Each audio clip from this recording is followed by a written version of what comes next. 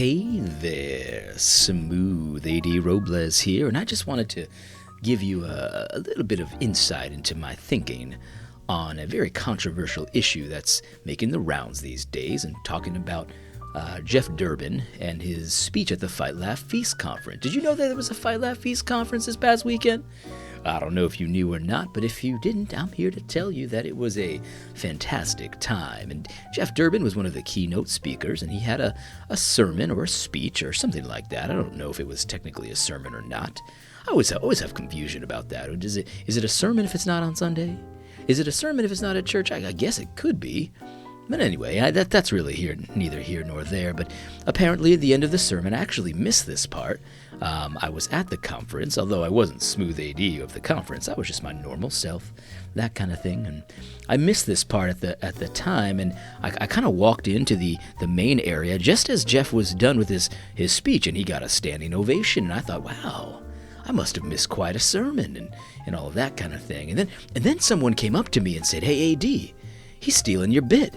He stole your bit. Jeff Durbin stole your bit." And I just kind of laughed it off because I figured what he meant was he was talking about the woke church and all that kind of thing. But then I came to find out that really that was not what he was talking about. He was talking about using, well, potty language, strong language, talking about the woke church. He used the word bullshit, and he also used the word slut, I think.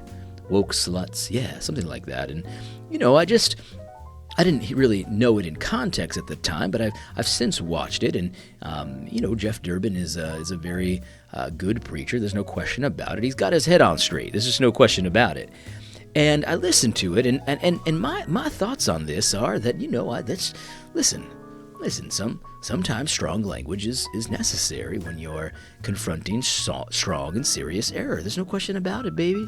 There's no question about it. Now, this does not mean that you would have to have said the same thing that he said. In fact, if I'm being honest with yourself, I don't think I would have said it. I don't think I would have said that at all. But the reality is, baby, I'm not the standard here. I'm not the standard. Of course, Jeff Durbin will have to answer to the Lord for every word that he says, whether he's behind a pulpit or not behind a pulpit. Every word is before the eyes of God, of course. But I would argue that, when the situation is serious and there's serious issues at play, I think the language and the rhetoric needs to be ratcheted up. Now, that does not mean that I would have to have said everything the same way that he would have said it. But again, I'm not the standard here, baby. We don't want to make rules for people's communication that would disqualify the prophets of God, baby. We wouldn't want to do that. We wouldn't want to make standards of communication that would disqualify Jesus Christ himself from some of the things that he's said over the years. And so here's the reality, guys. I think what we really need to do is just, if you wouldn't have said the same things he said, there's nothing wrong with expressing that, of course. But let's not overreact here. Let's not strain at gnats and then swallow the camel, if you know what I mean. Because the reality is that whether or not you would have said it the same way he said it, baby, whether or not you would have been smoother like me, well, whether or not that's the case, let's not use a very harsh reaction to the the tone and the style of communication, harsher than the actual subject of the content, because at the end of the day, baby, I'd rather hear the word bullshit all day. As opposed to hearing dangerous and perverse doctrines being put into the mouth of our God and our Father, as if he spoke this perverse stuff instead of just the woke church, and instead of this, the sociologists and the social justicians of our time, baby. We do not want to put the doctrines of demons into the mouth of our most holy God. Of course not.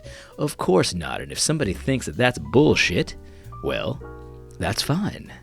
That's fine, even if you don't think it's bullshit and you would use a different word like that's bad or something like that, or something smoother, maybe like that's not good.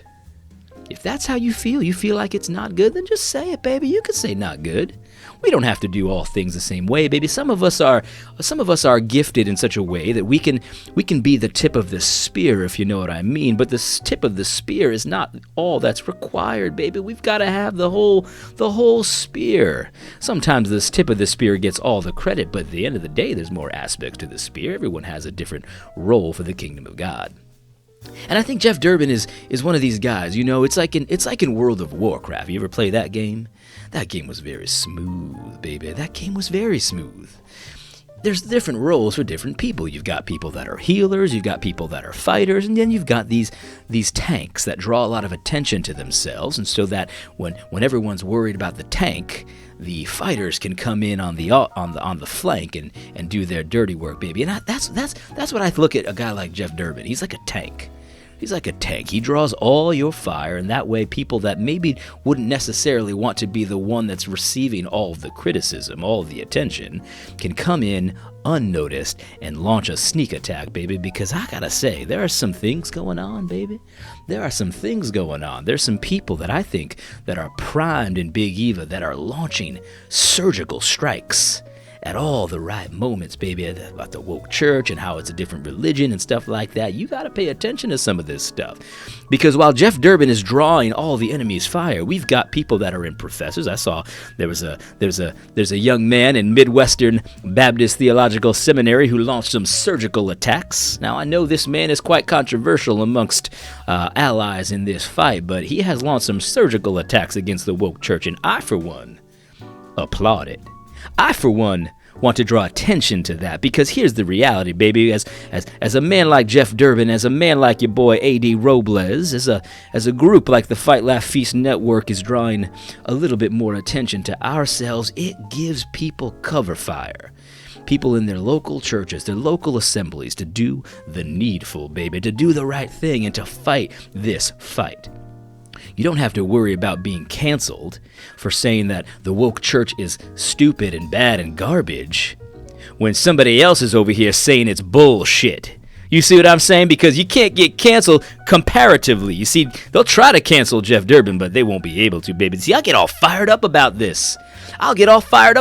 Jeff Durbin did you a favor, because now when you come in and you say this is unbiblical, this is against the scripture, this is against what God has for his people, baby, against what he has for his church, by comparison, you're not going to get the same the same blowback. You're not going to get the same cancel attempt, because Jeff Durbin has took it upon himself to take the majority of that fire. He's giving you cover fire, baby, and I look at myself in the same way, baby. I will tell you how it is. I will tell you what's what, and I'll tell you in a way that's a little bit flashy and bombastic. And so then, comparatively speaking, compared to old A.D. Robles, you're going to appear much more reasonable, baby. So take our cover fire. We're providing all that cover fire, baby. Look, we can absorb it. We can take it. I don't work for somebody else. I work for myself. Someone can cancel me. Well, let's just be honest. Someone could cancel me, but I'm willing to take that risk, baby. So we're just trying to help you out here. You know, we're using our powerful language because we feel like it's right, and we see examples from the prophets of people using powerful language. But just because you don't agree, baby, just please understand what we're doing here. We're providing you cover fire, baby. We're providing you cover fire. Please take advantage of it, and just and try not to do the thing where you shoot us in the back as we're leading the charge kind of thing. Let's not do that. I see a lot of discernment ministries that get a lot of grief, and then they get shot in the back when they're leading the charge. And yeah, sure, sometimes they make mistakes. I get it. I understand. But let's just give a little grace here. Not all of us are Ezra. Some of us are Nehemiahs. Do you remember this? I will end with this. I hope you have a wonderful day. I will just end with this old video from A.D. Robles that, you might sound familiar. Jeff, did you draw a little inspiration from your boy A.D.? You don't have to answer that. But I got to tell you right now, Mr. Durbin, I'm with you on this one. Have a smooth rest of the day. God bless.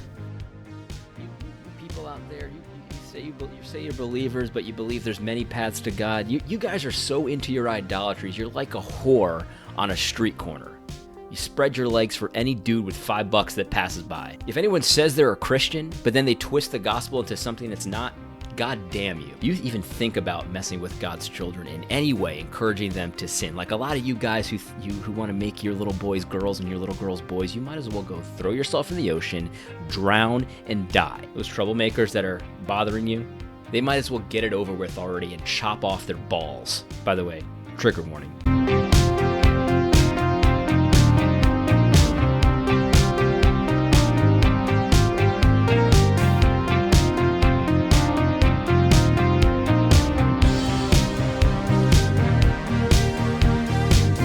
So, I'm not expecting full agreement on this one. Obviously, people have different approaches to things and they're going to use different language and the thing is, but you have to recognize that this is a sliding scale and it's very debatable.